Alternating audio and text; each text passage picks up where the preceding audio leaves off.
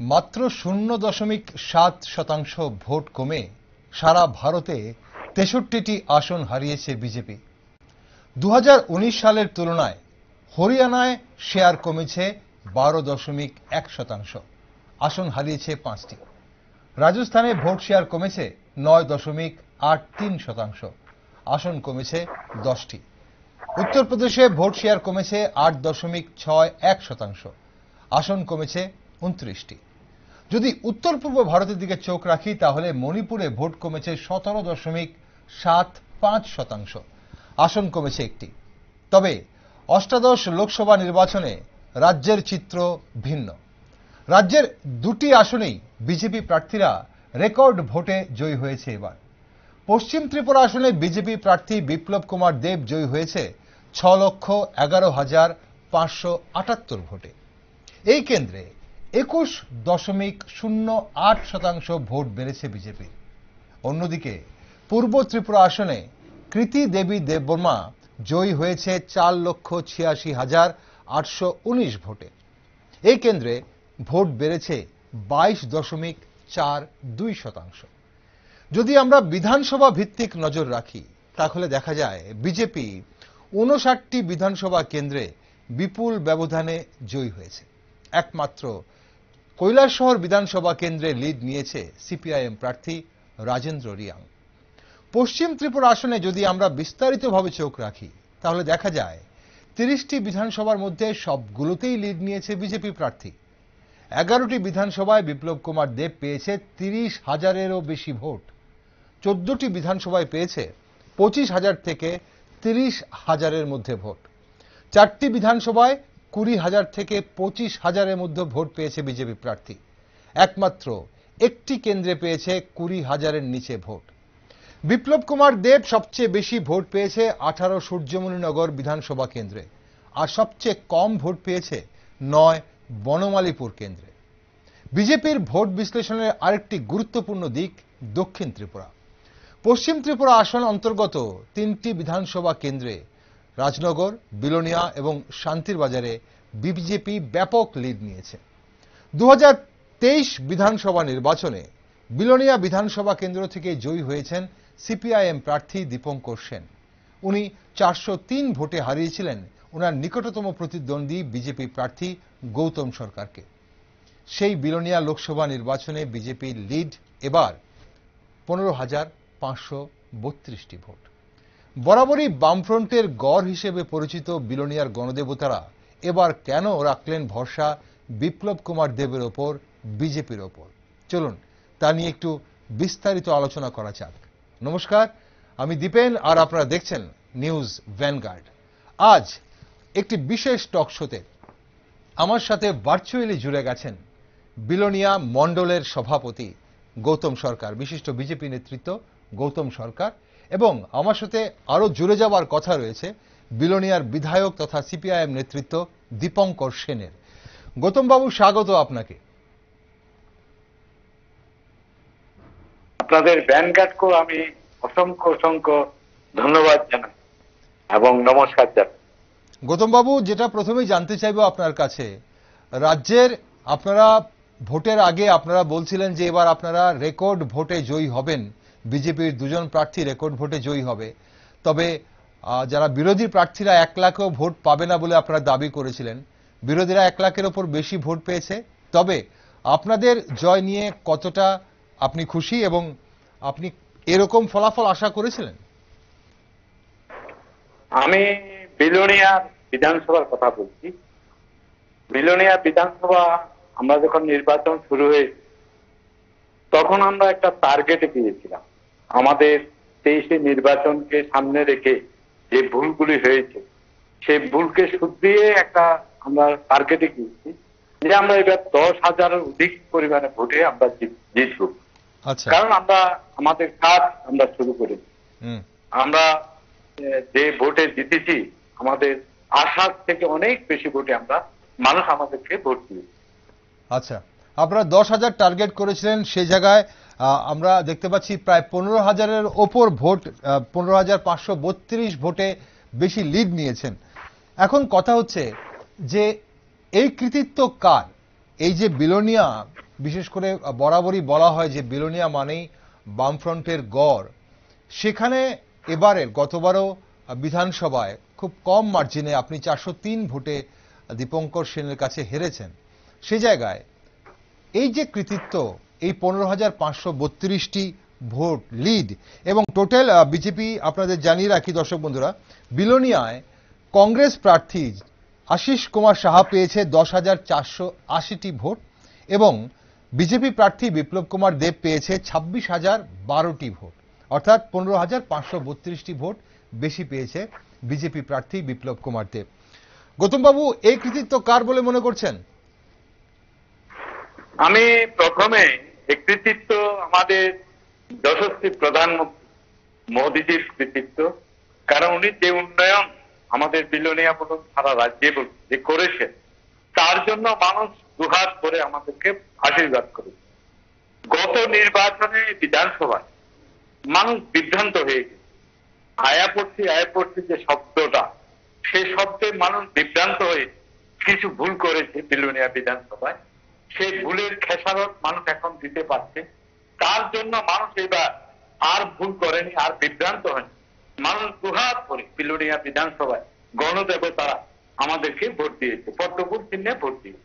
তার জন্য ওয়ার্কার তো আমাদের যাতে কার্যকর্তা, তাদেরকেও আমি অসংখ্য অসংখ্য ধন্যবাদ। একটা মাঝে মধ্যে একটা অভিযোগ শোনা যায় আপনাদের বিলোনিয়া নিয়ে। বিলোনিয়াতে বলা হচ্ছে যে গোষ্ঠী কোন্দল রয়েছে বিজেপির ভেতর, যে গোষ্ঠী কোন্দলের কারণে 2023 বিধানসভা নির্বাচনে আপনি বা গৌতম সরকার মাত্র 403 ভোটে আপনি পরাজিত হয়েছিলেন। এবার কি মনে হয় সেই গোষ্ঠী কোন্দল কি তাহলে মিটে গেছে? না, এটা মানুষের ধারণা। আসলে আমাদের কোনো গোষ্ঠী কন্দল নেই, এই দলে গোষ্ঠী কন্দল খুব কম, আমি শুনিনি। আমাদের বিধানসভাতেও এটা হয়। আমরা হেরেছি, মানুষ বিভ্রান্ত করেছে। কিছু বিভ্রান্তকারী মার্কসবাদী কমিউনিস্ট পার্টি এবং কংগ্রেস দল মানুষকে বিভ্রান্ত করেছে, বা বিভ্রান্ত করায় আমরা সেটা কাউন্টার দিতে পারি যে বিভ্রান্ত করছে। বিজেপি ক্ষমতায় আছে, কেন্দ্রে বিজেপি ক্ষমতা থাকবে, রাজ্যেও বিজেপি ক্ষমতায় আসবে। বিলোনিয়ার জনগণকে, বিলোনিয়ার গণদেবতাদের আমরা সেভাবে হয়তো বা বুঝাতে পারি, যার কারণে বিভ্রান্ত হয়ে মানুষ সিপিএম এর কথা শুনে, সিপিএম এর কথা বুঝে ক্ষমতা আসবে মনে করে এই বিভ্রান্তকারীদের ভোট দিয়ে বসে আছে, যার কারণে আমরা সামনা করে আমরা হেরি। ওকে, গৌতমবাবু, আপনি বলছেন যে বিলোনিয়ায় যে উন্নয়ন হয়েছে, আপনাদের সরকার বা কেন্দ্রের মোদী সরকার যে ধরনের উন্নয়ন করেছে, সেই উন্নয়নের নিরিখে মানুষ এবার বিভ্রান্ত হননি, মানুষ এবার আপনাদের ভোট দিয়েছেন। অথচ অভিযোগ করেন আপনাদের বিরোধী দল যারা রয়েছেন, বিরোধী দলের নেতৃত্বরা, যে বিলোনিয়ায় উন্নয়ন থমকে গেছে বিশেষ করে 2023 নির্বাচনের পর, কারণ বিলোনিয়ার বিধায়ককে কোনো কাজই করতে দেওয়া হচ্ছে না, কোনোভাবে আর্থিক সহায়তাও করছে না সরকার। এটা কতটুকু সত্য বলে আপনি মনে করেন এবং কি ধরনের উন্নয়ন আপনি দেখতে পাচ্ছেন এখন বিলোনিয়াতে? প্রথম কথা হচ্ছে, মার্কসবাদী কমিউনিস্ট পার্টি আমরা ছোট থেকে রাজনীতি করেছি। আজকে যিনি বিধায়ক হয়েছেন, এরা সন্ত্রাসকে বিশ্বাস করে, মিথ্যা কথাটাকে বিশ্বাস করে, নাই নাই শব্দটাই বলতে পারে, আন্দোলন আন্দোলন আন্দোলন করতে পারে। মানুষকে ধোঁকা রেখে, মানুষকে গরিব বানিয়ে এরা ক্ষমতায় বারবার এসেছে সন্ত্রাসের মাধ্যমে। এইবারও তারা চেষ্টা করেছিল, গত বিধানসভাতে কিছুটা সাকসেস হয়েছে। কারণ যিনি বিধায়ক হয়েছে, ওনার বউ, ওনার স্ত্রী, উনি সহ লাঠি নিয়ে এলাকায় এলাকায় মানুষের বাড়ি হামলা করে। এরা যখন রাজনীতি করেছে, উনি চেয়ারম্যান ছিলেন, চেয়ারম্যান থাকাকালীন নিজে হাতে লাঠি নিয়ে অনেক কর্মীকে, আমাদের অনেক কর্মীকে সেদিন রক্তাক্ত করেছে রাজপথে। এদের ভাষাই, এরা কাজ দেখে না, কর্ম দেখে না। এরা এই রাজ্যের যে উন্নয়ন, মানুষের মধ্যে মোদীজি যে উন্নয়ন করছে, ঘরে ঘরে জল, ঘরে ঘরে ঘর, ঘরে ঘরে খাদ্য, ঘরে ঘরে স্বাস্থ্য পৌঁছে দিচ্ছে, বিনা পয়সায় খাদ্য পৌঁছে দিচ্ছে, এগুলি এরা দেখে। কারণ এরা তো পয়সাওয়ালা, এরা ছিল গরিব, এখন পয়সাওয়ালা। ৩৫ বছরে এক একটা নেতা ৩ তলা ২ তলা বিলোনিয়া বাড়ি, আগরতলায় বাড়ি, কলকাতায় বাড়ি, বাড়িকে বাড়ি, অর্থ সম্পদ অপরিসীম। এরা তো মুখে সবই বল, গরিবদের কথা বলতে না। আজকে উনি বিধায়ক হয়েছেন জনগণের রায়, উনি বিদেয় রয়েছেন, মাসে মাসে 1 লাখ টাকার কাছাকাছি পাচ্ছেন, ওনার ওয়াইফ টাকা পাচ্ছেন, চাকরি করছেন বামফ্রন্টের সুবাদে। সেই সময় তো ইন্টারভিউ নেই, সিপিএম করা মানে চাকরি দেওয়া, চাকরি দিয়ে দিয়েছেন, এখন 1 লাখ টাকার মতো বলছে। পরিবারের প্রায় 2-2.5 লাখ টাকা এখন যাচ্ছে। বাস এই প্রকার মানুষের জন্য কোনো কাজ নেই, মানুষের কি অবস্থা আছে তা দেখতেও রাজি। ভোট আসলেই মানুষের কথা মনে পড়ে, ভোট আসলেই নেই নেই শব্দ করে। এখন শুধু বিধানসভায় নাই নাই নাই, কি নেই? বিলোনিয়া জাতীয় সড়ক হচ্ছে, বিলোনিয়া জাতীয় সড়ক আরো শুরু হচ্ছে, শান্তির বাজার থেকে বিলোনিয়া, বিশ্বন্দ থেকে বিলোনিয়া, সোনামুড়া থেকে বিলোনিয়া, এই যে তারপর জোলাইবাড়ি থেকে বিলোনিয়া, এটা কোনোদিন বামপন্থীরা চিন্তা করতে পেরেছে? 35 বছর ক্ষমতায় এগুলি কোনোদিন চিন্তা করতে, বিনা পয়সা চাল দেবে বামপন্থীরা কোনোদিন চিন্তা করতে পেরেছে? বিপিএল কার্ড দেবে বামপন্থীরা কোনোদিন চিন্তা করতে পেরেছে? অন্নপূর্ণা যোজনা দেবে বামপন্থীরা কোনোদিন চিন্তা করতে পেরেছে? বিনা পয়সা গ্যাস দেবে বামপন্থীরা কোনোদিন চিন্তা করতে পেরেছে? মানুষকে কোনোদিন, ভিক্ষুককে কোনোদিন এরা টাকা দেয়নি, সাধারণ মানুষকে কোনোদিন উপকার করেনি। এরা শুধু নিজেদের পরিবার, নিজেদের পার্টি, এছাড়া এরা কিছুই জানে না। আর শুধু বলবে নেই, কোনো কাজ নেই, কর্ম নেই। আজকে প্রত্যেকটা বাড়িতে 75% বাড়িতে বিলোনিয়া বিধানসভাতে জল পৌঁছে দেওয়া হয়েছে, বাড়ি বাড়ি জল। 75% মানুষ বিনা পয়সায় রেশন শপের মাধ্যমে খাদ্য পাচ্ছে। ওরা বলেছে বিধানসভার আগে বিজেপি আসলে রেশন শপ বন্ধ হয়ে যাবে। এই যে বিভ্রান্ত মানুষকে বলেছে, এই লোকসভার আগে বিভ্রান্ত করেছে যে মুসলমানরা বাংলাদেশে চলে যেতে হবে, মুসলমানরা পাকিস্তানে চলে যেতে হবে, রেশন কার্ড বন্ধ হয়ে যাবে, বা এসসি এসটি ওবিসি সংরক্ষণ প্রথা বন্ধ হয়ে যাবে, সংবিধান পাল্টিয়ে দেবে। এই যে একটা বিভ্রান্ত লোকসভার আগে এবারও করেছে, সেই বিভ্রান্ত মানুষ আর শুনেনি। কারণ গত বিধানসভাতে এরা দেখেছে লাঠি দিয়ে বেশি দিন ক্ষমতায় আসা যায় না। মানুষ বারবার এদেরকে পরীক্ষা করেছে, যার কারণে এরা বেশিরভাগ কেন্দ্রে, বেশিরভাগ বুথে জামানত জব্দ হয়েছে। এখানে না শুধু সারা ভারতবর্ষে বহু জায়গায় তাদের জামানত দিয়েছে। 35 বছরের ক্ষমতা লক্ষ্য লাগে না। এরা পার্টি সর্বভারতীয় পার্টি, কোথায় সর্বভারতীয়? এক আঞ্চলিক দলে পরিণত হয়েছে। কদিন পরে নির্বাচন কমিশন এই পার্টিটার নামে পরিবর্তন করে দেবে, লক্ষ্য হয়েছে। এদের সংশোধন হওয়া দরকার, তাদের সংশোধন হওয়া। গৌতম বাবু, আপনি যে অভিযোগগুলো করছেন, অবশ্যই আমরা দীপঙ্কর বাবুকে চাইছিলাম সঙ্গে, উনিও জোড়ার চেষ্টা করছেন, ওনার টেকনিক্যাল সমস্যা হচ্ছে। দীপঙ্কর বাবু হয়তো শুনছেন আপনি কি বলছেন, আমরা কিছুক্ষণের মধ্যে উনি হয়তো জুড়ে যাবেন, আমরা ওনার থেকেও প্রশ্নগুলো উত্তর চাইবো আপনার কাছ থেকে। তবে অভিযোগ আপনাদের দিকেও উঠে আসে, যেটা বলা হয় যে আপনি যে কথাগুলো বলছিলেন সন্ত্রাসের রাজনীতি করছেন। এখন আমরা চেষ্টা করছি দীপঙ্কর বাবুর সঙ্গে যোগাযোগ করার। দীপঙ্কর বাবু, আপনি শুনতে পাচ্ছেন আমাকে? হ্যাঁ, আমি শুনতে পাচ্ছি। নমস্কার, আমি দীপেন বলছি নিউজ ভ্যানগার্ডের স্টুডিও থেকে। আপনাকে স্বাগত আমাদের আজকের অনুষ্ঠানে। আমি নমস্কার। দীপঙ্কর বাবু, আপনি যেহেতু পরে জুড়েছেন, আপনাকে আমরা একটু ভূমিকাটা দিয়ে রাখি। আমরা কি বিষয় নিয়ে আজ কথা বলছিলাম। গোটা ভারতবর্ষের চিত্র যদি আমরা দেখি, 0.7% ভোট কমেছে এবছর বিজেপির, মানে এই 2024 লোকসভা নির্বাচনে। কিন্তু সে জায়গায় 63 আসন কমে গেছে বিজেপির সারা ভারতবর্ষে। সেই জায়গায় দাঁড়িয়ে আমাদের ত্রিপুরা রাজ্যের চিত্রটা একটু ভিন্ন। ত্রিপুরা রাজ্যে 2টো আসনই রেকর্ড ভোটে জয়ী হয়েছে 2জন প্রার্থী। আমরা বিলোনিয়ার দিকে আজ চোখ রাখছি, আপনাদের দুজনকেই পেয়েছি। আপনি বিলোনিয়ার বিধায়ক, বর্তমান বিধায়ক এবং বিশিষ্ট সিপিআইএম নেতৃত্ব, এবং সঙ্গে রয়েছেন আমাদের গৌতম সরকার, যিনি বিলোনিয়া মণ্ডল সভাপতি। এখন বিলোনিয়ায় এবার দেখা গেল লোকসভা নির্বাচনের ফলাফলে কংগ্রেস প্রার্থী ভোট পেয়েছেন 10,440 এবং বিজেপি প্রার্থী ভোট পেয়েছেন 26,012টি ভোট, অর্থাৎ 15,532 ভোটের লিড নিয়েছেন বিজেপি প্রার্থী বিপ্লব কুমার দেব। এই ফলাফল আপনারা আশা করেছিলেন দীপঙ্কর বাবু? হ্যাঁ, আপনারা তো দেখলেন যে গত বিধানসভা নির্বাচনে এখানে বিলোনিয়া কেন্দ্রের কথাই, বিলোনিয়া কেন্দ্রে জনগণ বাম কংগ্রেস সমর্থিত প্রার্থী আমাকে সেখানে জয়যুক্ত করেছে। ভোটের ব্যবধান 500 নিচে সেখানে মধ্যে ছিল, এর মধ্যে দিয়ে আমরা জয়যুক্ত হয়েছি। এখন এই কয়েকটা বছরের মধ্যে এমন কি পরিবর্তন বা এমন কি কাজ বিজেপি করতে পারলো মানুষের জন্য, হুম যার জন্য 15,000 ভোটের ব্যবধান এর মধ্যে তৈরি হয়েছে। তো এটা তো মানুষ এটা বোঝে যে এই অস্বাভাবিকতা, এটা যে একটা নির্বাচন, কতটুকু প্রহসনাত্মক নির্বাচন সেখানে হয়েছে।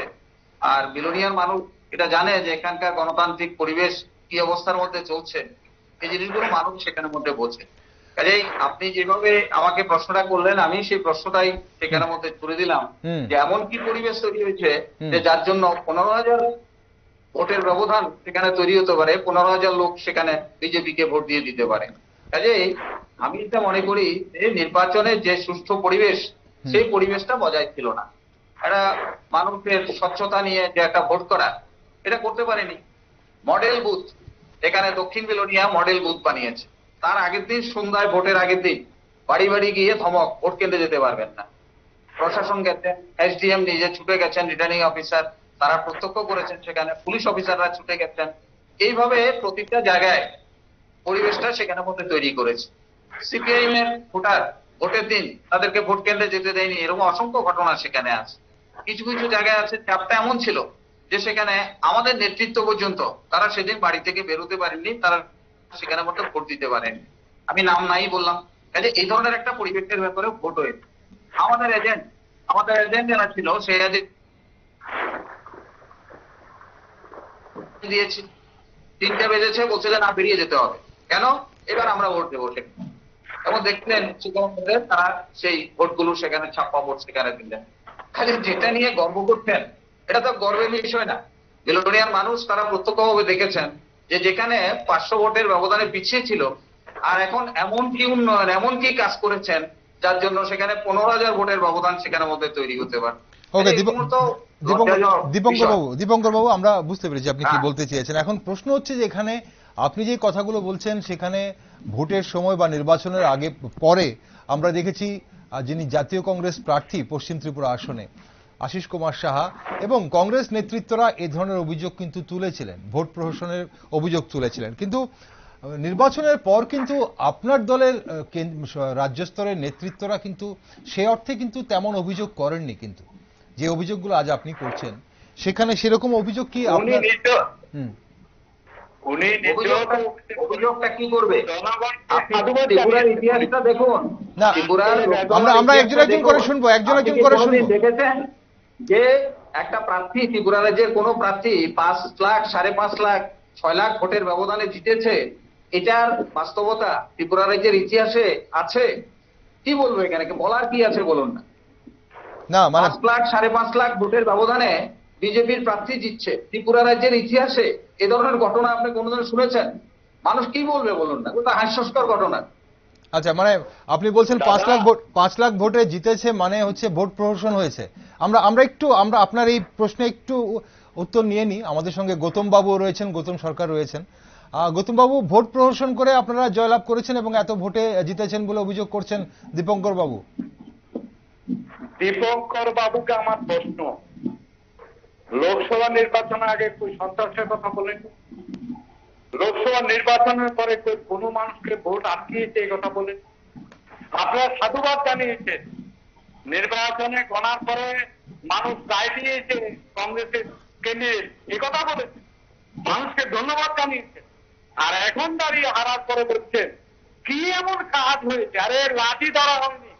আপনাদের নির্বাচন, কলেজ নির্বাচন, পঞ্চায়েত নির্বাচন, বিধানসভা নির্বাচন, লোকসভা নির্বাচন, প্রত্যেকটা নির্বাচনের আগে এক ধুনা, নির্বাচনের পরে ফাইনাল ধুনা, বাড়ি ছাড়া।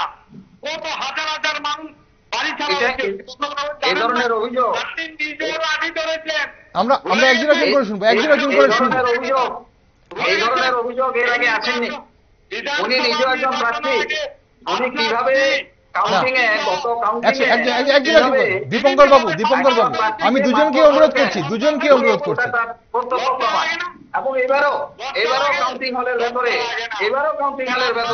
গৌতম বাবু, আমরা একজন একজন করে শুনবো, ধাক্কা দিয়ে বের করে দেওয়া, তাদেরকে ধাক্কা দেওয়া, তাদেরকে সেখানে টেবিলে ঠিক মতো বসতে না দেওয়া, আজকে এই ধরনের ঘটনা এবার কাউন্টিং এ সেখানে হয়েছে। এবং গতবার কাউন্টিং এ জানেন যে আমি এখানে এমএলএ হিসাবে নির্বাচিত হয়েছি এবং গৌতম বাবু আমরা শুনিনি, দীপঙ্কর বাবুকে শুনিনি, আপনার কাছে আসবো। ঘরের ভেতরে অবজারভারের সামনে, রিটার্নিং অফিসারের সামনে এই তাদের নেতৃত্বেই সেখানে মধ্যে আমাদেরকে মারধর করা হয়েছে, কাউন্টিং এজেন্টদের মারধর করা হয়েছে, আমি প্রার্থী আমাকে মারধর করা হয়েছে। উনি কি বলবেন এগুলো বিলোনিয়ার মানুষ তারা জানেন এদের অবস্থানটা কি, এরা মানুষ সেখানে মধ্যে আপনাদের দুজনের কথা বলার কিছু নেই, এটা সবাই জানছে সেখানে। আপনার হাতে কত লোক মার খেয়েছে, কত লোক রক্তাক্ত হয়েছে, কত লোক জানেন, এটা মানুষ জানে, বিলোনিয়ার মানুষ জানে না। আপনাদের মতো নেতৃত্বদের কাছ থেকে দীপঙ্কর বাবু এবং গৌতম বাবু, আপনাদের মতো নেতৃত্বদের কাছ থেকে আরো একটু গঠনমূলক আলোচনা বিলোনিয়াবাসী নিশ্চয়ই দেখতে চায়। আমার দাঁত নেই, কেন দাঁত নেই? কাজে এগুলো বলতে পারবে, ওরা এই কথাগুলো এরা বলতে পারবে এখানে, কিন্তু ওরা মানুষের সামনে এই কথাগুলো সেখানে বলতে পারবে না। আমরা একজন একজন করে শুনলে কিভাবে দীপঙ্কর বাবু কিভাবে শাসন করছেন, এটা বিলোনিয়ার মানুষ না সারা রাজ্যের মানুষ সেটা ভালোভাবে জানে। দীপঙ্কর বাবু, গৌতম বাবু, আমি দীপঙ্কর বাবুর কাছে গৌতম বাবু আমরা একটা কথা শুনে নিন আগে। অনুষ্ঠানের প্রায় অর্ধেকটা সময় চলে গেছে। আপনারা দুজন যদি একসঙ্গে কথা বলেন, না গৌতম বাবুর কথা দর্শক বন্ধুরা শুনতে পাবেন, না দীপঙ্কর বাবুর কথা দর্শক বন্ধু শুনতে পাবেন। আমরা ছোট্ট প্রশ্ন করুন, একে অপরকে প্রশ্ন করুন, ছোট্ট প্রশ্ন করুন, উত্তর দেওয়ার সময় দিন, তারপর আপনারা আবার বলবেন। আমি সময় দেবো, দুজনকেই সময় দেবো। বলুন গৌতম বাবু। ঠিক আছে, উনি বলছেন গণতন্ত্রে নেই, সন্ত্রাস পরিবেশ। আমি বলতে চাই, সুবল মজুমদারকে উনি চিনেন? সুবল মজুমদারকে কোন দলের লোক, কেন খুন হলো? শশাঙ্ক পদ্ধতি উনি চিনেন? কেন খুন হলো? কোন দলের লোক? পরিমল সেনকে চিনেন? কোন দলের লোক, কেন খুন হলো? সত্যজিৎ কর্মকারকে চিনেন? কোন দলের লোক, কেন খুন হলো? মতিলাল ভট্টাচার্যকে চিনেন? ওকে, আপনার লিস্ট অনেক লম্বা। ঠিক, আমরা প্রশ্নটা নিয়ে নিচ্ছি। দীপঙ্কর বাবু, এই অভিযোগ। হ্যাঁ বলুন। উনি তখন কংগ্রেসে ছিলেন, যখন বিচ্ছন্নতে খুন হয়, নলুয়াতে খুন হয়, হ্যাঁ উনি সবটাই জানেন। হ্যাঁ, এমনকি কারা খুন করেছেন উনি ভালোভাবে চিনবেন, কারণ তিনি তখন তার লিডিং নেতৃত্বের মধ্যে তিনি ছিলেন কংগ্রেসের। হ্যাঁ, এখন সেই কংগ্রেসটা নেই, সেই কংগ্রেসের লোকগুলোই তো এখন সে বিজেপিতে গেছে। হ্যাঁ, আর কংগ্রেসের ভেতরে যারা রয়েছেন তারা তো কংগ্রেসের মধ্যে সেখানে আছে। কাজে উনি যে প্রশ্নটা করছেন, প্রশ্নের উত্তর ওনার কাছে সবচেয়ে বেশি আছে, কারণ নলুয়াতে যারা খুন হলো সেই খুনিরা বিলোনিয়া থেকে কিভাবে গেছেন, কজন মিলে গেছেন, এটা উনি খুব ভালোভাবে সেখানে মধ্যে জানেন। ওকে, আমরা একে আপনাদের বিরুদ্ধে যে অভিযোগগুলো আছে আপনি আমার প্রশ্নে একদম দীপঙ্কর বাবু এবং গৌতম বাবু দুজনই আপনাদের বিরুদ্ধে যে অভিযোগগুলো আসে, আমরা সেই অভিযোগগুলোতে একটু দেখি সেই অভিযোগগুলো আপনাদের বিরুদ্ধে কি আসে। গৌতম বাবু, আপনাদের বিরুদ্ধে অভিযোগ আসে যে আপনারা এই মুহূর্তে বিলোনিয়াতে বিরোধীদের সংগঠন করার বা যারা বিভিন্ন ধরনের কাজকর্মের সঙ্গে যুক্ত তাতে আপনারা বাধা দান করেন এবং আপনাদের কর্মী সমর্থকরা বিরোধী কর্মী সমর্থকদের বাধা দান করেন। এই ব্যাপারে কি বলবেন আপনি? একদম মিথ্যা, একদম ওদের ট্রেনিং করা উগ্রপন্থীর মতো মিথ্যা কথা বলো, সন্ত্রাসের মতো সন্ত্রাসী কাজ করে যাও, এদের নীতি। এরা এই ছাড়া কিচ্ছু ছিলেন। সন্ত্রাস, মিথ্যা এই নিয়ে তাদের দলটা তৈরি হয়েছে। দেশীয় দল, বিদেশি দল, দেশের কথা কি বলবেন, দেশাত্মবোধক জ্ঞানে নেই, কারণ শুধু পার্টি আর পরিবার, তাই এরা মিথ্যা কথা বলছে। এদের কোনো বাধা দেওয়া হয় না। একটা লোক বলতে পারেন ভারতীয় জনতা পার্টি ক্ষমতা আসার পরে একটা লোক আহত হয়েছে, একটা লোক রক্তাক্ত হয়েছে, একটা লোক খুন হয়েছে, একটা বাড়ি জ্বলেছে, একটা পরিবার নষ্ট হয়েছে, বলতে পারেন? দীপঙ্কর বাবু, গৌতম বাবু, কে মার খায়নি? কে মার খায়নি? সাংবাদিক মার খেয়েছে, ডাক্তার মার খেয়েছে, সেখানে প্রতিনিয়ত হচ্ছে ঘটনা। অন্যান্য তো ছেড়ে দিলাম, অফিসার মার খাচ্ছে সেখানে মধ্যে, আমি অন্যটা ছেড়েই দিলাম। আমি সিপিআইএম এর সমর্থকরা যে মার খেলো আমি সেটা ছেড়ে দিলাম। আপনি হিসাব করে দেখুন তো, এই সময়ের ভেতরে বিজেপি আসার পরে কতজন সাংবাদিক মার খেয়েছে, কতজন ডাক্তার মার খেয়েছে, কতজন অফিসার মার খেয়েছে। আপনি শুধু সেটা দেখলেই আপনি বুঝতে পারবেন ত্রিপুরা রাজ্যের চেহারাটা কোন জায়গার মধ্যে সেখানে মধ্যে আছে। আর সিপিআইএম এর লোক মার খেয়েছে, এই তথ্য এটা তো দিয়ে শেষ করা যাবে না। কতটা বাড়িঘর ভেঙেছেন, কতটা রাবার বাগান সেখানে মধ্যে পুড়েছেন, কত লোককে সেখানে ভাতার থেকে বঞ্চিত করে দেওয়া হয়েছে, কত লোককে সেখানে মধ্যে ওই বিজেপির মিছিলে যদি না যায়, বিজেপির কথা যদি না বলে, তাহলে টুয়েলভ এর কাজে নেওয়া হবে না, রেগার কাজে নেওয়া হবে না। এগুলো তো অজস্র অজস্র সেখানে মধ্যে নিদর্শন। ত্রিপুরা রাজ্যের মানুষ সেখানে মধ্যে বারবার সেখানে অভিযোগগুলো সেখানে তুলে ধরেছেন। এই ধরনের একটা সুস্থ পরিবেশ কেন বিজেপির ভোট কমছে? কেন কেন বিজেপির ভোট কমলো? গত বিধানসভা নির্বাচনে বিজেপি তো 5 বছর ক্ষমতার মধ্যে ছিল, কেন তার আসন কমে গেল? কেন তার ভোট কমে গেল? সেখানে কেন কমে গেল? ওদের তো প্রশ্ন করি সেখানে। কারণ তখন তখন সিপিআইএম রাস্তায় ছিল, অন্যান্য রাজনৈতিক দলগুলো রাস্তায় ছিল, ওই কাজটা করতে পারেনি। এই জন্যই সেদিন প্রমাণিত হয়েছিল ত্রিপুরা রাজ্যের ভোট সংখ্যা 39%। ত্রিপুরা রাজ্যের ইতিহাসে শুনেছেন কখনো 39% ভোট নিয়ে সরকার চালাচ্ছে? এটাই হচ্ছে বিজেপি, যারা 39% ভোট নিয়ে ত্রিপুরা রাজ্যের গত বিধানসভা নির্বাচনে তারা সরকার পরিচালনা সেখানে মধ্যে করছে। তো 5 বছর যদি তারা এতই কাজ করে থাকে, এই অন্যায়গুলো যদি মানুষের প্রতি না করে থাকে, তো মানুষ কেন সেখানে বিজেপিকে সেখানে মধ্যে ভোট দিল না? কেন আসন সেখানে মধ্যে এত তাদের আসন ছিল, কত আসন নিয়ে সরকার করেছে, আর কত আসন নিয়ে তাদের গত বিধানসভায় সেখানে মধ্যে সরকার সেখানে মধ্যে করতে হলো? এগুলো তো তথ্য বলে, কথা বলে, এগুলো বক্তব্য দিয়ে আমার মুখের জোর দিয়ে এই কথাগুলো বললে সেখানে হবে না। এগুলো তথ্য কথা বলতে সেখানে।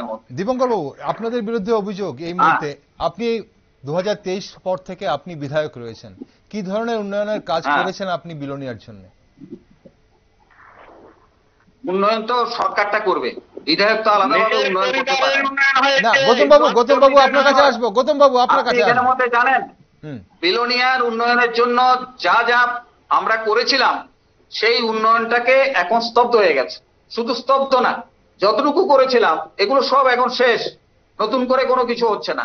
প্রতিশ্রুতি ছিল মানুষের সামনে, একটা প্রতিশ্রুতি বলেন যে প্রতিশ্রুতিগুলো কার্যকর করেছে। রেগার মজুরি 340 টাকা করবো বলেছিলেন, করেছে? সেখানে করেননি, কাজই পাচ্ছে না সেখানে।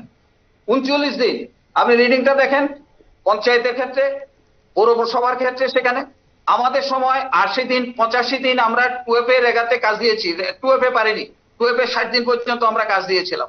রেগাতে 85 দিন পর্যন্ত, 80-85 দিন প্রতি বছর আমরা কাজ করিয়েছি, আমরা পুরস্কার সেখানে মধ্যে এনেছি। এখন সেই কাজ কেন হয় না? কেন টাকা দেওয়া হয় না?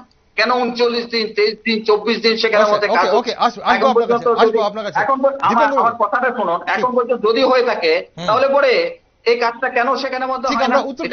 উত্তরটা নিয়ে নি, জল জীবন জল মিশন, উত্তরটা নিয়ে নি। জল জীবন জল মিশন, প্রত্যেককে জল দেওয়া হচ্ছে, সবকিছু করা হচ্ছে। আপনি দেখেন পাইপলাইনটা আছে, হাইড্রেনটা দাঁড়িয়ে আছে, জল নেই সেখানে, মানুষ জল পায় না। 75% জল চলে গেছে, এটা গৌতম বাবু বললেন এক্ষুনি অনুষ্ঠানে। হ্যাঁ, এটা করে বিধানসভাতেও দাঁড়িয়ে আমি প্রশ্ন করেছিলাম মন্ত্রীকে, বিরাট তথ্য দিয়েছেন রাজ্যপালের ভাষণের সময়, বিরাট তথ্য দিয়েছেন ভারত ত্রিপুরা রাজ্যের ক্ষেত্রে এত লক্ষ পরিবারে সেখানে জল গেছে। তো আমরা বললাম যে জল যদি গিয়ে থাকে তাহলে ত্রিপুরা রাজ্যে এখন পর্যন্ত অন্তত 2 থেকে 5 শতাধিক সেখানে মধ্যে রাস্তা রুখো হয়েছে, 5 শতাধিক রাস্তা তো রুখো হয়েছে জলের জন্য, এখনো হচ্ছে। গত মাসের পত্রিকাটা, 1 মাসের পত্রিকা দেখেন, কত জায়গাতে রাস্তা রুখো সেখানে হয়েছে। এলাকাতে ভিজিট করে দেখেন, আমি মন্ত্রীকে বলেছি আপনারা খোঁজ নিয়ে দেখুন সেখানে জল জীবন জল মিশনের নাম করে, হ্যাঁ ভালো জিনিস, প্রত্যেককে জল দেবেন, ভালো, কিন্তু যেখানে মধ্যে পাইপ দিয়েছেন, হাইড্রেন পয়েন্ট আছে, হাইড্রেন পয়েন্টটা দাঁড়িয়ে আছে, জল সেখানে মধ্যে নেই। আমি একটা তথ্য দিয়ে দিলে হবে? মিথ্যা তথ্য, এই ধরনের তথ্য দেওয়া তো উচিত না। ঠিক, গৌতম বাবু কি বলেন এই বিষয়ে আমরা শুনে নি। গৌতম বাবু, পাইপলাইন আছে জল নেই, পাইপলাইন আছে জল নেই। গৌতম বাবু উনি কোন এলাকাতে গেছেন কোনোদিন? এলাকাতে উনি যান না, কি করে বলবেন? খোঁজ দিতে বলুন যে হাইড্রেন গৌতম বাবু উপায় না, মানুষ কলস নিয়ে রাস্তায় বসতে হয়। নেতাজি পল্লীতে আমি বলছি এদিন নির্বাচনের পরে নেতাজি পল্লীতে ওই দিন এই 1 মাসও হয়নি সেখানে রাস্তায় জল নিয়ে পড়তে হয়েছে। দীপঙ্কর বাবু আপনি বলেছেন, এবার আমরা শুনে নি গৌতম বাবু কি বলতে চাইছেন। রাস্তায় বসতে হয়েছে, পানীয় জল পায় না, এখনো পাচ্ছে না ঠিকভাবে। ঠিক, আমরা শুনে নি, আমরা বক্তব্য শুনে নি। গৌতম বাবু আপনি বললেন 75% বাড়িতে জল পৌঁছে গেছে, আর জল নিয়ে এই ধরনের অভিযোগ একদম মিথ্যা। এরা একদম কাগজপত্রে পৌঁছে গেছে, বাড়িতে যায় না, এরা নিজেকে নিজে ভয় পায়। ভোটে মানুষ জিতিয়েছে মানুষ, আর নিজেকে নিজে ভয় পায়, আর শুধু পরিবারকে এস্টাবলিশ করছে, এছাড়া আর ওদের কোনো কাজ নেই। পার্টিকে 1 মাসের মধ্যে ওনার দলের কর্মীরাই নেতাজি পল্লীতে রাস্তা রুখো করেছে জলের জন্য। 15 দিন হয়েছে, সাতপুরাতে 1 মাস হয়েছে, 1 মাস হয়েছে ওনার দলের লোকরা। দীপঙ্কর বাবু শুনেনি গৌতম বাবু কি বলছেন। গৌতম বাবু জলের বিষয়টা একটু বলুন, জলের বিষয়টা বলুন। এই ধরনের অবরোধ হচ্ছে প্রতিবাদ হচ্ছে? তো আমি বলি, টেকনিক্যালি যে কোনো সময় মেশিনের ডিস্টার্ব হতে পারে। তার ডিস্টার্বের কারণে আধা বেলা বা এক বেলা জল নাও যেতে পারে। নেতাজি বলে সেই ঘটনাটা ঘটে। মেশিনের পাওয়ার কমে গেছে, বালু ঢুকে গেছে, জলের স্তর নেমে গেছে নদীর, যার কারণে একটা বেলা সেখানে জল দিতে পারে। শহরের মানুষ জলের উপর নির্ভর করে। আমরা তো একই দিনে প্রত্যেক লোককে লাগিয়ে তুরন্ত জল দেওয়ার ব্যবস্থা করি। এরা এইসব বুঝে না, জানে না, মানুষ কলসি নিয়ে দাঁড়িয়ে গেছে। আমরা জানি না, মানুষ জানে। আরে 25 বছরে ওরা একটা ডিপ্টোবল করেনি। আমাদের সময়ে ডিপ্টোবল হয়েছে, আমাদের সময় পাইপলাইনে মানুষের বাড়িতে জল দিয়েছে, আমাদের সময় ওয়াটার ট্যাঙ্ক তৈরি করেছে। বিজেপি গভর্নমেন্ট আসার পরে একটাও কিছু করেনি। আর উনি বলছেন আমি জানি না, উনি জানেন। টিস্টান প্ল্যান্ট হয়েছে, আমি তখন চেয়ারম্যান, আমি বিলুনিয়া দুজনে একসঙ্গে বলছেন। দীপঙ্কর বাবু আমরা শুনি, দীপঙ্কর বাবু আপনার কাছে আসবো আবার, দীপঙ্কর বাবু আপনার কাছে আসবো আরেকবার। না দীপঙ্কর বাবু, আমরা আপনার কাছে আসবো। আপনারা দুজনে একসঙ্গে বললে দর্শক বন্ধুরা কিছুই বুঝতে পারবেন না। আমাদের আজকের যে বিষয় ছিল যে বিজেপি যে লিড পেয়েছে বিধানসভাতে 403 ভোটে, দীপঙ্কর বাবু আপনি জয়লাভ করেছিলেন। এই বিজেপির লিডের কারণ কি সেটা যাচাই করার চেষ্টা করছি আমরা, কিন্তু আপনারা দুজনই একসঙ্গে কথা বলছেন, দর্শক বন্ধুরা ভার্চুয়ালি কিছুই বুঝতে পারবেন না। আমরা এক এক করে যদি আসি, দীপঙ্কর বাবু আপনি জলের কথা বলছিলেন। জলের কথা ছাড়া গৌতম বাবু উনি রেগার কাজের কথাও কিন্তু বলেছেন। রেগার কাজ কতটা হচ্ছে, রেগা এবং টিআরপির কাজ কত শতাংশ দিতে পারছেন, কতদিনের ম্যান্ডেজ দিয়েছেন আপনারা? 42, 45, 60 এরকম দিচ্ছে।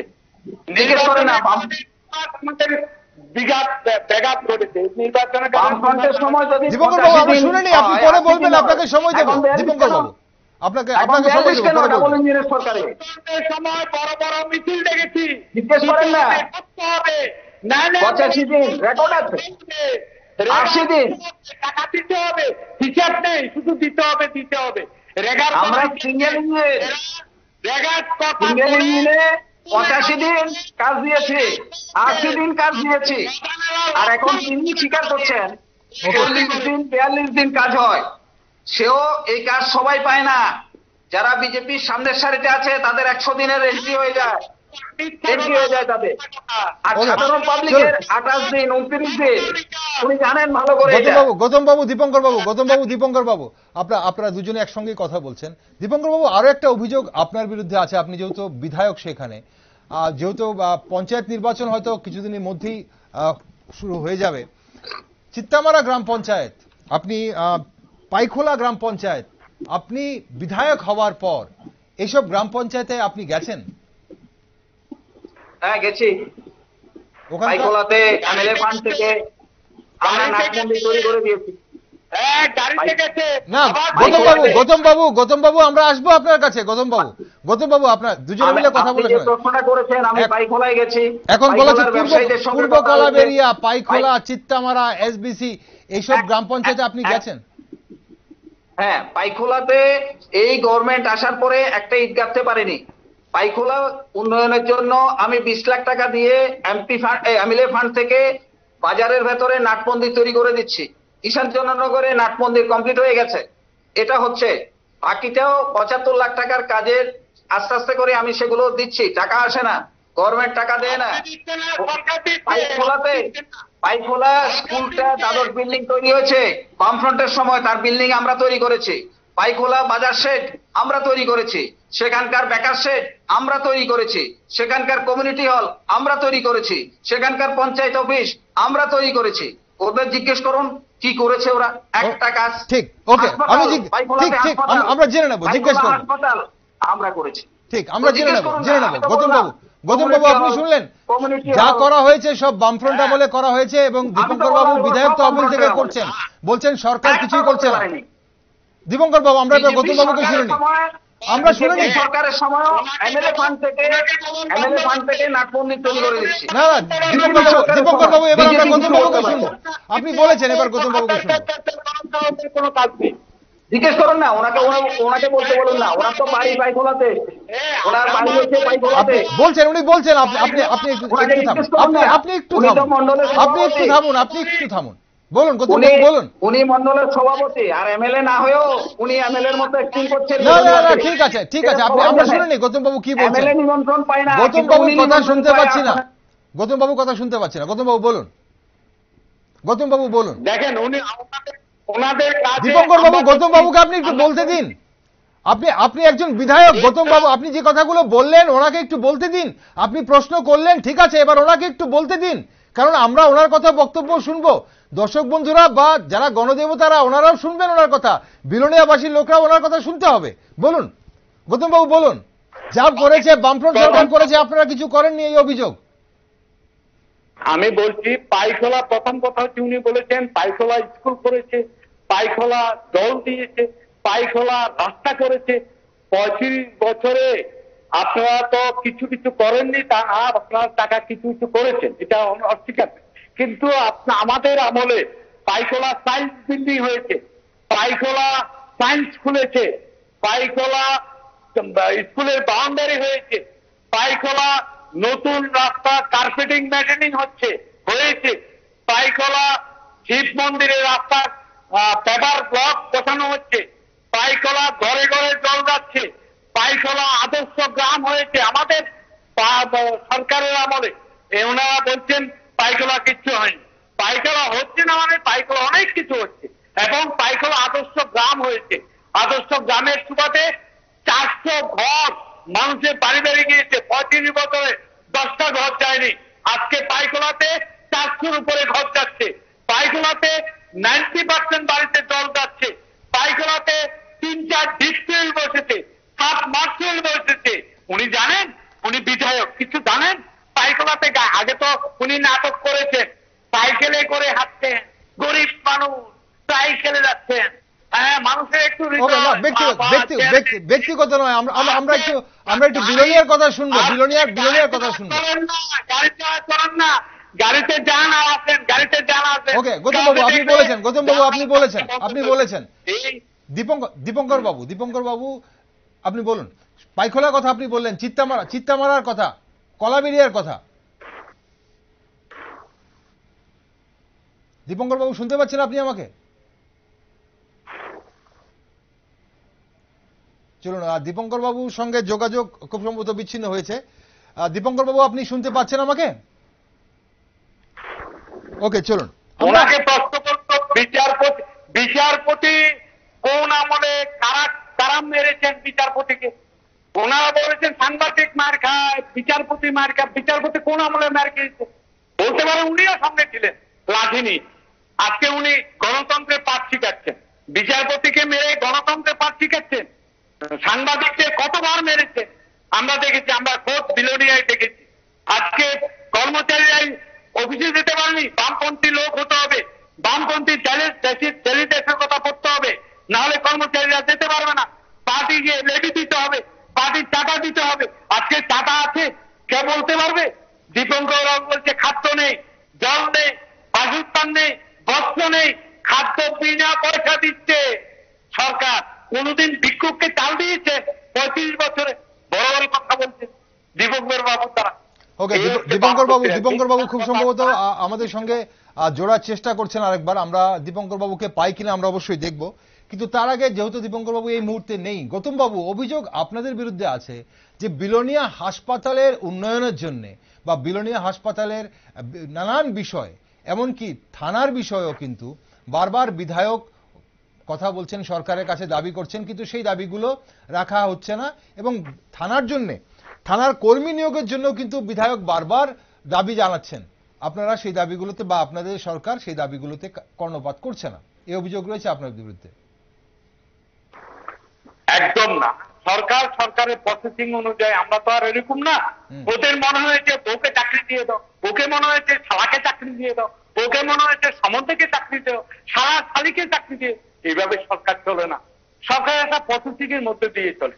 আমাদের পুলিশের ইন্টারভিউ চলছে, ইন্টারভিউ কমপ্লিট হলে সরকার জব দেবে, জব দিলে বিলোনিয়া পাবে। হসপিটালের কথা বলছে, দীপঙ্কর বাবুকে প্রশ্ন করুন, বিলোনিয়ায় সব থেকে বেশি রুগী, কিন্তু বিলোনিয়া হসপিটালকে কেন জেলা হসপিটাল করা হয়নি? কেন শান্তিবাজার নিয়ে চলে গেলেন? বিলোনিয়ায় সব থেকে বেশি মানুষ বিলোনিয়া আসে ডাক্তার দেখানোর জন্য, আজকে দীপঙ্কর বাবুর কাছে আমার প্রশ্ন, কেন শান্তির বাবা চলে গেল? বলতে পারেন বিলুনিয়া না হবে, কারণ বাদল বাবু আর মানিক সরকারের লড়াই করে বাঁচতে চায়। এই যে স্লোগান নিজেদের মধ্যে খাওয়ার জন্য বিলুনিয়া। গৌতম বাবু 6 বছর তো আপনাদের সরকার আছে, আপনারা কি করলেন? আমরা দাবি রেখেছি সরকারের কাছে যে ওনারা করেছেন হসপিটাল করার জন্য, আমরা দাবি রেখেছি। সরকার নিশ্চয় বিবেচনা করছে। আমাদের প্রিয় মুখ্যমন্ত্রী উদার মানুষ, বিপ্লব দেব ছিলেন তখন উদার মানুষ, আজকের মুখ্যমন্ত্রী উদার মানুষ, নিশ্চয়ই আমাদের দাবি মানবে। আমাদের প্রিয় মুখ্যমন্ত্রী, আমরা বারবার বলেছি, এখনো বলছি। ওকে, দীপঙ্কর বাবু খুব সম্ভবত জুড়ে গেছেন আমাদের সঙ্গে, আমরা দেখি দীপঙ্কর বাবুকে পাই কিনা। দীপঙ্কর বাবু শুনতে পাচ্ছেন? দীপঙ্কর বাবুর হাসপাতাল নিয়ে কথা হচ্ছিল। হ্যাঁ, হাসপাতাল আমি সবটা শুনতে পারিনি, সেটা শুনেছি। ঠিক আছে, জেলা হাসপাতাল শান্তিবাজার গেছে, এটা অন্যায়ের কিছু না। জেলা হাসপাতাল শান্তিবাজার যেতেই পারে, কিন্তু তাই বলে এই হাসপাতালের ডেভেলপমেন্ট আজকে যেটা দেখছেন, এই হাসপাতালের পুরো ডেভেলপমেন্টটা বাদল চৌধুরী যখন মন্ত্রী ছিলেন তখনই প্র্যাকটিক্যালি হাসপাতালের ডেভেলপমেন্ট হয়েছে। ঢুকতে যতগুলো দেখবেন যা কিছু হয়েছে, বিল্ডিং থেকে শুরু করে চাইল্ড ওয়ার্ড থেকে শুরু করে সব বিষয়টা, এবং সোনোগ্রাফি মেশিন বসানো থেকে শুরু করে ডিজিটাল এক্সরে মেশিন বসানো থেকে শুরু করে, এগুলো আমিও চেয়ারম্যান ছিলাম তখন, এগুলো দাবি করে এই জিনিসগুলো সেখানে এনেছে। ওনাকে জিজ্ঞেস করুন, সরকারটা বিজেপি চলছে, ডাক্তার নেই কেন? বিধানসভা করলাম, আমাদের মুখ্যমন্ত্রী নিজেই ডাক্তার একজন, আমাদের রাজ্যে ডাক্তার নিয়োগ কেন হয় না? যখনই বিধানসভায় প্রশ্ন তুলি, এই তো ডাক্তার নিয়োগ করা হচ্ছে, একটা ডাক্তার নিয়োগ হয় না। বামফ্রন্ট সরকারের সময়ে এসে সাদা কাগজে দরখাস্ত করেছে, হয়েছে, আর কিচ্ছু লাগেনি, সাদা কাগজে দরখাস্ত করেছে, ডাক্তার চাকরি হয়েছে। এখন অসংখ্য ডাক্তার, কিন্তু তারপরে কোনো নিয়োগ নেই। বিলুনিয়া হাসপাতাল কি করে চলবে? একজন ডাক্তার দিয়ে সেখানে সবটা চলে, একজন আউটডোরে বসে থাকে, আরেকজন হয়তো রাউন্ড ঠিকভাবে দিতে পারে না, রুগীরা চিৎকার করে বসে থাকে সেখানে, কিন্তু কোনো ডাক্তার সেখানে মধ্যে পায় না। কেন এমন অবস্থা হবে? এখন তো বিজেপির সরকারের ডাক্তার মুখ্যমন্ত্রী, তাহলে পরে কেন ডাক্তার নিয়োগ হয় না? কেন 5-6জন ডাক্তার দিয়ে একটা বিলুনিয়া হাসপাতাল সেখানে মধ্যে চলতে হচ্ছে? এর বাইরে দেখুন, চাইল্ডের জন্য আলাদাভাবে একটা কমপ্লেক্স, বামফ্রন্ট সরকার সব 5 বছর চলে গেল কাজ তৈরি করতে। এখন পর্যন্ত আরকেএস এর মিটিং আমি আছি, আরকেএস এর মেম্বার এজ এমএলএ, আমি সেখানে যাই, প্রত্যেকটা মিটিং এর সিদ্ধান্ত এখন পর্যন্ত সেটার উদ্বোধন সেখানে মধ্যে করতে পারেনি। কেন? ডাক্তার নেই, তারপরে প্যারামেডিক্স নেই, সেখানে নার্স নেই, অন্যান্য স্টাফ সেখানে মধ্যে নেই। কে দায়ী তার জন্য? বামফ্রন্ট সরকারের সময় ডাক্তারের জন্য চিৎকার করতে হয়েছিল, ডাক্তার নেই এই কথা তো বলতে পারেনি। বিলুনিয়া হাসপাতাল পরিষেবা দিতে পারেনি এই কথা তো কেউ বলতে পারেনি। হ্যাঁ, স্পেশালিস্টের শর্টেজ ছিল সেখানে মধ্যে, কিন্তু এই ধরনের ঘাটতিগুলো বিলুনিয়া হাসপাতালও তো সেখানে ছিল না। আজকে বিলুনিয়া হাসপাতালের অবস্থাটা কি আপনারা গেলে সেখানে মধ্যে দেখতে পারবেন। আর উনি বলছেন বাদল বাবু আর মানিক বাবু, ওনাদের মধ্যে ঝগড়া ছিল, জেলা হাসপাতাল সেখানে, আর জেলা হাসপাতাল যে কোনো জায়গায় হতে পারে। জেলা হাসপাতাল ওখানে গেলে জেলা হাসপাতালের পরিষেবা জেলার লোকরা পেতে কি অসুবিধা? সেখানে কোনো অসুবিধা সেখানে মধ্যে নেই। কিন্তু বিলুনিয়া হাসপাতালের ডেভেলপমেন্টের জন্য উনি তো মন্ডলের সভাপতি নাকি, তারপরে এর থেকেও বড় জিনিস উনি ভাবি এমএলএ স্থান নেই, কিন্তু উনি এখন এমএলএ অ্যাক্টিং করছেন সেখানে, বিভিন্ন অনুষ্ঠানে মঞ্চে বিভিন্ন জায়গায় আমরা দেখি। ডাক্তার আনতে পারছেন না কেন? আপনারা আবার ব্যক্তিগতভাবে চলে যাচ্ছেন, আবার ব্যক্তিগত আক্রমণে চলে যাচ্ছেন। কোনোদিন বলেছেন? না বলেননি সেখানে। ঠিক আছে দীপঙ্কর বাবু, আপনি বলেছেন সরকার সেখানে আছে, আপনার একটা উদ্যোগ নেন। গৌতম বাবু, ডাক্তারের অভাবে এখানে চিকিৎসা করতে পারছে না, প্যারামেডিক্স এর অভাব সেখানে মধ্যে আছে। আমাদের এই হাসপাতালের ভেতরে রোগীদের পরিষেবা দেওয়ার জন্য সরকারের সময় সিজার থেকে আপনি একটু শুনুন, স্বাস্থ্য পরিষেবার বিলুনিয়ায় এই অবস্থা কেন গৌতম বাবু? বিল্ডিং থেকে ডিজিটাল এক্সরে, ওকে দীপঙ্কর বাবু, আপনি বলেছেন, এবার গৌতম বাবুকে শুনতে দিন। আমি করেছি দীপঙ্কর বাবু আপনি বলেছেন, আপনি অভিযোগ করলেন, এবার গৌতম বাবুকে শুনতে দিন। দীপঙ্কর বাবু আমি বললাম নতুন করে 2জন ডাক্তার আনতে বলুন ওনাকে। ওকে চলুন আমরা শুনি না কি বলছেন, আমরা শুনি না গৌতম বাবু কি বলছেন। সেখানে বলতে নেই, আপনি তাদের হেল্প নেই সেখানে। হসপিটালে যান, খোঁজ নিন, 2জন ডাক্তার না, এখানে 8জন ডাক্তার আছে, আপনি জানেন না? আমি প্রতিদিন যাই হাসপাতালে রোগীদের খোঁজ নেওয়ার জন্য, প্রতিদিন হাসপাতালে আমি যাই। আমি আরকেএস এর মিটিং এ বসে, আমি আরকেএস এর মিটিং আমি বসি, সেখানে ডাক্তারের জন্য সিদ্ধান্ত হয়েছে, সিএমও আছে, সিএম এর নেতৃত্বে সিদ্ধান্ত হয়, সিদ্ধান্তগুলো কলা পাতা, সেগুলো কার্যকর সেখানে মধ্যে হয় না। এটা শুধু এটা বিলুনিয়া দুজনে মিলে কথা বললে ত্রিপুরা রাজ্যের প্রতিটা হাসপাতাল, এখন দেখেছেন জিবি অবস্থা, এটা শুধু বিলোনিয়া হাসপাতাল না, সারা রাজ্যের স্বাস্থ্য ব্যবস্থার পরিষেবা ভেঙে পড়েছে সারা রাজ্যে। এটা একটা সরকার, এটা সরকার যার ভাবনা আছে, কোনো চিন্তা আছে এই আমার নিয়ে, মনে হয় না দর্শক বন্ধুরা কিছু এরকম বুঝতে বক্তৃতা পারছে। করতে পারবে। চলো না, আমাদের অনুষ্ঠানের সময় ফুরিয়ে যাচ্ছে। আপনাদের দুজনে একসঙ্গে কথা বলছেন এবং দর্শক বন্ধুরা কোনো কিছু বুঝতে পারছে। আপনাদের আওয়াজ কমানো আছে, আপনারা যদি আমাকে শুনতে পান আপনাদের আওয়াজ কমানো আছে। আমরা কয়েক প্রশ্ন নিয়ে আপনাদের কাছে এসেছিলাম, কিন্তু আপনারা দুজনে মিলে কিন্তু যেভাবে কথা একসঙ্গে বলছেন তাতে দর্শক বন্ধুরা কিছু বুঝতে পারছে না। চলো না, গৌতম বাবু আপনার কাছে আসি। কিছুদিন আপনারা এই মুহূর্তে নির্বাচন গেছে, লোকসভা নির্বাচন গেছে, আপনারা লিড নিয়েছেন। আগামী দিন এই লিড ধরে রাখতে পারবেন বলে আপনারা কতটুকু আত্মবিশ্বাসী আগামী দিন যে কোনো নির্বাচনে? ধরে রাখতে হবে। আমাদের এখন পরিকল্পনা হচ্ছে প্রত্যেকটা বাড়ি বাড়ি গিয়ে তাদেরকে ধন্যবাদ জানান, তাদেরকে আমাদের দলে আনা, তাদেরকে সম্পর্ক করা, তাদেরকে উন্নয়ন করা, তাদেরকে সুযোগ পৌঁছে দেওয়া। এ হচ্ছে আমাদের এখন পরিকল্পনা। আজকে আমরা মিটিং করেছি, বিভিন্ন ভাবে পরিকল্পনা করছি।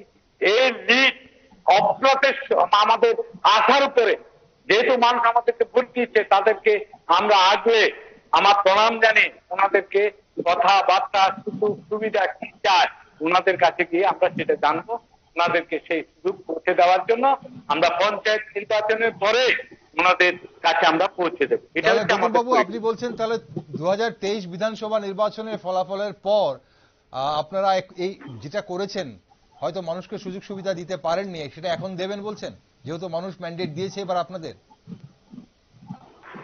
মানুষ সুযোগ সুবিধা তখনও পেয়েছে, এখন আরো বেশি পরিমাণে পাবে। মানুষ বিভ্রান্ত হয়েছে বিভ্রান্তকারীদের কথা শুনে, বিশ্বাস করে যে চলে আসছি কংগ্রেস সিপিএম এই ক্ষমতায় বসবে, কালকে গোনা, একদিন পরে গোনা, দুদিন পরে গোনা, দেখবেন বললেই আপনি যে বিষয়টা বলেছেন। দীপঙ্কর বাবু একটা অভিযোগ আপনাদের বিরুদ্ধে। দীপঙ্কর বাবু একটা কথা শোনা যাচ্ছে এই মুহূর্তে নির্বাচনের পরে, আগেও শোনা গেছিল যে কংগ্রেসের সমর্থকরা সিপিএম কে ভোট দেয় না, সিপিএম এর সমর্থকরা কংগ্রেসকে ভোট দেয় না। আপনারা কংগ্রেস এবং সিপিএম আতাত করার পর মনে হয় কি যে বামপন্থী যারা রয়েছেন, বিলোনিয়ার বামপন্থীরা বা সমর্থকরা কংগ্রেসকে ভোট দেয়নি? দিয়েছে, তারা ভোট দিয়েছে। আমার জয়ের প্রশ্নে কংগ্রেসের ভূমিকা ছিল, এবারকার নির্বাচনে কংগ্রেসকে সাহায্য করার প্রশ্নে আমাদের ভূমিকা ছিল। আমরা একসঙ্গেই সেখানে নির্বাচন অবতীর্ণ হয়েছি এবং আগামী দিনেও মানুষের সমস্যাগুলো তুলে ধরার জন্য আমরা প্রয়োজনে যৌথভাবে আমরা সেখানে মধ্যে আমরা লড়াই করব। এই যে দেখছেন বিলোনিয়ার উন্নয়ন নেই, প্রয়োজনে আমরা যৌথভাবে মুখ্যমন্ত্রীর কাছেও যাব, দ্বিধাবোধ করবো না যে আমাদের উন্নয়ন কেন হচ্ছে না। এলসি স্টেশন এখন পর্যন্ত কোনো পাত্তাই নেই, কেউ ভাবতেও সেখানে রাজি না। এখান দিয়ে রেলের সংযোগ আমাদের সঙ্গে, তার সার্ভে কোথায় গেল সেখানে। আমাদের মুহুরিচর বিতর্ক এখন পর্যন্ত তার সলিউশন কেন করতে পারছেন না। ডাবল ইঞ্জিন কেন্দ্রে তারাই আছেন, সেখানে সরকারে রাজ্যেও তারা আছেন। আমাদের মুহুরিচরের সমস্যার সমাধান আজ পর্যন্ত সেখানে মধ্যে হলো না। আমাদের এলসি স্টেশন কতদিন ধরে এইভাবে পড়ে থাকবে? আপনারা দেখুন যে এখান দিয়ে বাণিজ্যটাকে আরো মজবুত করার জন্য আমাদের সময় থেকে সেই উদ্যোগ আমরা সেখানে মধ্যে গ্রহণ করেছিলাম। একসময় ইন্দিরা মূর্তি এসেছিলেন, তিনি ভিজিট করে গেছেন, তিনি কথা দিয়ে গিয়েছিলেন যে এই এলসি স্টেশনের উন্নয়নের জন্য, ডেভেলপমেন্টের জন্য কাজ করবেন। টাকা অ্যাকুইজিশনের জন্য টাকা ছিল, সেই টাকার অ্যাকুইজিশনটা আমরা তখন চলে গেছি, আমরা করতে পারিনি, সেই অ্যাকুইজিশনটা পর্যন্ত হচ্ছে না। রেল কানেক্টিভিটি আমাদের এখানে ফেনীর সঙ্গে আমাদের রেল কানেক্টিভিটি এটার জন্য প্রতিশ্রুতি ছিল, করতে পারেনি। প্রতিমা ভৌমিক যখন মন্ত্রী ছিলেন, মিটিং এ এখানে রিভিউ মিটিং এ আমি প্রশ্নগুলো সেখানে তুলে ধরেছিলাম। জাতীয় সড়ক উনি বলছিলেন, আপনারা হয়তো শুনলে অবাক হয়ে যাবেন, ত্রিপুরা রাজ্যে যতটা জাতীয় সড়ক হয়েছে প্রত্যেকটা হয়েছে বামফ্রন্ট সরকারের সময়ে। বামফ্রন্ট সরকারের সময় আমরা সিদ্ধান্ত নিয়েছি। এই গভর্নমেন্ট আসার পরে তারা একটা জাতীয় সড়ক করতে পারেনি, শুধু একটা প্রস্তাব সেখানে মধ্যে গেছে, অমরপুর থেকে যে রাস্তাটা আসছেন, যেটার কথা উনি বলেছিলেন যে শান্তিবাজার হয়ে সেটা বিলোনিয়ার সঙ্গে যুক্ত হবে। আমি মুখ্যমন্ত্রীকে চিঠি দিয়েছি যে বিলোনিয়ার মানুষ, বিলোনিয়ার গাড়ি শান্তিবাজার হয়ে এখন আগরতলা যায় না। শ্রীনগর থেকেও যে গাড়ি আছে এবং রাজনগরের দিক থেকেও যে গাড়ি আসে, বিলোনিয়ার যে গাড়িগুলো আসে সেগুলো বিচ্ছন্ন মনু হয়ে সেখানে মধ্যে আগরতলা যায়। কাজেই বিচ্ছন্ন থেকে বিলোনিয়া শহরের মনুনু বা বিলোনিয়া টাউন পর্যন্ত এই রাস্তাটাকে জাতীয় সড়কের অন্তর্ভুক্ত করা হোক। আমি এই দাবিটা সেখানে ওনাকে চিঠি দিয়েছি। উনি বিষয়টা বুঝতে পারেননি বলে আমার কাছে মনে হয়েছে। উনি বলেছেন শান্তিবাজারের যেহেতু কানেক্টিভিটি হচ্ছে এটার প্রয়োজনীয়তা কি। আসলে শান্তিবাজার দিয়ে তো আমরা আগরতলা যাই না, কাজে এটা করতে হবে। কিন্তু এটা না করে সেখানে আমরা যেহেতু ডিমান্ড করলাম এটাকে এখন সেখানে কার্পেটিং হচ্ছে, কার্পেটিং করে সে রাস্তাটাকে স্যাংশন করেছেন সেখানে, কিন্তু এটা দিয়ে তো পারপাস সার্ভ হবে না। এটা জাতীয় সড়কের এই অংশটাকে জাতীয় সড়কের অন্তর্ভুক্ত করতে হবে। আমি চিঠি দিয়েছি, আবার প্রয়োজনে সেখানে চিঠি দেব, এবং একটা নতুন করে জাতীয় সড়ক সেখানের মধ্যে করতে পারেনি। আমরা যৌথভাবে, আজকে কংগ্রেস বলছেন, সিপিএম বলছেন, আমরা কংগ্রেস সিপিএম না, প্রয়োজনে অন্য রাজনৈতিক দলগুলোকে আমরা সেখানের মধ্যে যুক্ত করে আমরা যে দাবিগুলো সেখানে করছি। বিলোনিয়া শহরের পপুলেশন এখন অনেক পরিমাণে সেখানে বেড়ে গেছে, অনেক পরিমাণে। কাজে এখানে আলাদা একটা আরেকটা অভিযোগ আপনাদের বিরুদ্ধে আছে, আপনার বিরুদ্ধে বিশেষ করে আছে এবং আপনাদের বিরুদ্ধে আছে যে আপনারা শহর কেন্দ্রিক, বিলোনিয়ার যারা শহরে আছে তাদের কথা আপনারা ভাবেন, শহরের রাস্তা, শহরের বাড়ি, শহরের জল, কিন্তু আপনারা গ্রামে যারা আছে তাদের সঙ্গে যোগাযোগ রাখেন না, জনবিচ্ছিন্ন আপনারা এই মুহূর্তে। সেই অভিযোগ কিভাবে দেখছেন আপনি? না, এটা তো কোনো অভিযোগ হতে পারে না। আমরা শহরে আছি, আমরা গ্রাম বলে কোনো কথা নেই। শহরের জন্য মিউনিসিপ্যালিটি কাজ করে, গ্রামের জন্য পঞ্চায়েত সমিতি কাজ করে, কাজের ধরন আলাদা। মিউনিসিপ্যালিটি গিয়ে গ্রামে কাজ করতে পারবে না, আবার গ্রামের পঞ্চায়েত সমিতি এসে আপনাদের নেতৃত্বের কথা বলছি আমি, মিউনিসিপ্যালিটি পঞ্চায়েতের কথা বলছি না, নেতৃত্বের কথা। আমরা নেতৃত্ব, আমরা তো বলছি এই যে জাতীয় সড়ক, এটা তো গ্রামের। আজকে যেটা বললাম বিচ্ছন্ন পর্যন্ত যাবে, এটা তো গ্রামের প্রশ্ন, এটা গ্রামের জন্যই সেখানে বলতে হবে। শুধু শহরে লাগে না, বিদ্যুৎ বামফ্রন্ট সরকারের সময় লোডশেডিংই ছিল না, বামফ্রন্ট সরকারের সময় লোডশেডিং ছিল না। এখন তো দেখেন কি অবস্থা। এটা তো শুধু শহরের প্রশ্ন না, এটা গ্রামের প্রশ্ন। এবং যে প্রকল্পগুলো স্যাংশন ছিল এর মধ্যে দেখেছেন ঠিকাদাররা বাইরে থেকে কাজ না করে চলে গেছেন, বিদ্যুৎ দপ্তরে এখন পর্যন্ত কোনো কথা বলতে পারছেন না, লাইনম্যান নেই, কাজ করতে পারছেন না। এই যে ঝড় গেল, মনুরমুখ থেকে শুরু করে অনুষ্ঠান শেষ করতে হবে আমার। চিত্তামারা, উত্তর ভারত এইসব জায়গাতে লাইন নেই, তো এগুলো গ্রামের না? এগুলো নিয়ে তো কথা বলেছি, লাইন উঠেছে সেখানে মধ্যে, কিন্তু কি করবেন, লাইনম্যান নেই, নিয়োগ নেই, আউটসোর্সিং এর উপর ছেড়ে দিয়েছে। এভাবে চলতে পারে না, এভাবে একটা সরকার সেখানে মধ্যে আপনি দাবি করেছেন, মুখ্যমন্ত্রী আপনি দাবি রেখেছেন। মুখ্যমন্ত্রীর কাছে 15টা 16টা রাস্তার প্রপোজাল আমি পাঠিয়েছি মুখ্যমন্ত্রীর কাছে। আপনি বলেছেন গ্রামের রাস্তায় হাঁটা যায় না। ওকে, গ্রামের রাস্তায় হাঁটা যায় না। চলুন আমরা গৌতম বাবুর কাছ থেকে শুনে নিই। ম্যান্ডেট বিজেপি কে দিয়েছে লোকসভা নির্বাচনে, এবার মানুষ 15,532 জন বেশি বিজেপি কে চেয়েছেন। গৌতম বাবু, আগামী দিনে মানুষের জন্য কি করবেন আপনারা? আমরা মানুষের জন্য প্রথমে আমাদের যোগাযোগ ব্যবস্থা, আমাদের বিচ্ছিন্ন থেকে বিলোনিয়া রাস্তা, কি সুন্দর রাস্তা হয়েছে, বড় আকারের রাস্তা হয়েছে, উনি জানেন না, উনি কি করে যান আগরতলা আমি জানি না। এবং চওড়া রাস্তা হয়েছে, যেটা 10 মিনিট 15 মিনিট লাগে বিচ্ছিন্ন যেতে, আগে 25 মিনিট লাগতো, এখন 15 মিনিট লাগে না বিচ্ছিন্ন যেতে, উনি জানেন না। এবং সোনামুড়া থেকে বিলোনিয়া কাজ শুরু হচ্ছে, জাতীয় সড়ক শান্তিবাজার থেকে বিলোনিয়া কাজ শুরু হবে, টেন্ডার হচ্ছে, কিছুদিনের মধ্যে টেন্ডার হবে, উনি জানেন না। কোম্পানি উনি জানেন না। কথা শুনুন, কথা শুনুন, আপনি সব জানেন, আপনি বিধায়ক হয়ে, আর আমরা জানি না। এটা জাতীয় সড়ক বামফ্রন্ট আমলে আমাদের সময় স্যাংশন করা এই জাতীয় সড়ক হচ্ছে, উনি বলে দিচ্ছেন এটা ওনাদের সময় হয়েছে, উনি জানেন। আবার দুজনে মিলে শুরু করেছেন। ওকে, অসংখ্য ধন্যবাদ আপনাদের দুজনকে। বিলোনিয়া মহকুমাকে নিয়ে এই 1 ঘন্টায় আলোচনা আমরা সমাপ্ত করতে পারবো না। আপনাদের দুজনকে অসংখ্য ধন্যবাদ। আমরা অবশ্যই আপনাদের দুজনকে আরো চাইবো আমাদের স্টুডিওতে এইভাবে ভার্চুয়ালি, যাতে বিলোনিয়ার বিশেষ বিশেষ দিকগুলো নিয়ে আমরা পুঙ্খানুপুঙ্খ আপনাদের মতামত জানতে পারি, আপনাদের সঙ্গে আলোচনা করতে পারি। আজকের জন্য অসংখ্য ধন্যবাদ। দীপঙ্কর বাবু আপনাকেও ধন্যবাদ, গৌতম বাবু আপনাকেও ধন্যবাদ, আপনারা জুড়ে গেছেন। আপনাকেও অসংখ্য ধন্যবাদ। যত মানুষের সমস্যাগুলো আপনাদের মাধ্যমে মানুষের কাছে আমরা তুলে ধরতে পেরেছি, তার জন্য অসংখ্য ধন্যবাদ। একদম নমস্কার, অসংখ্য ধন্যবাদ আপনাদের দুজনকেই সঙ্গে থাকার জন্য। দর্শক বন্ধুরা, বিলোনিয়ার দিকে আজ আমরা চোখ রেখেছিলাম। ম্যান্ডেট তো একটা বাহানা, আসলে আমরা দেখতে চাইছিলাম রাজ্যের এই প্রত্যন্ত এলাকা বিলোনিয়া কেমন আছে। বিলোনিয়া মহকুমার দিকে আমরা যদি চোখ রাখি, তাহলে গৌতম বাবু যেমন বলছিলেন, ঠিক দীপঙ্কর বাবু বলছিলেন, দুজনে বিপরীত মেরুর কথা যদিও বলছিলেন, কিন্তু বিলোনিয়াবাসী যারা রয়েছেন ওনারা কিন্তু ভালো বলতে পারবেন কে সঠিক বলছিলেন, কে ভুল বলছিলেন। এভাবেই আমরা কিন্তু রাজ্যের বিভিন্ন প্রান্তে চোখ রাখার চেষ্টা করব, লোকসভা নির্বাচনের নিরিখে কোথায় বিজেপি লিড পেয়েছে, কোথায় কংগ্রেসের ভোট কমেছে বা বেড়েছে, কোথায় বামফ্রন্টের ভোট বেড়েছে বা কমেছে। এভাবে আমরা বিভিন্ন প্রান্তে নজর রাখার চেষ্টা করব এবং তা আপনাদের সামনে তুলে ধরব কেমন আছে বিভিন্ন এলাকা। আজ বিলোনিয়ার দিকে চোখ রাখলাম, আগামী দিন অন্যদিকে চোখ রাখবো। তাই আপনারা অবশ্যই বিভিন্ন নিউজ আপডেট এবং টকশো দেখার জন্য চোখ রাখুন শুধুমাত্র নিউজ ভ্যানগার্ডে।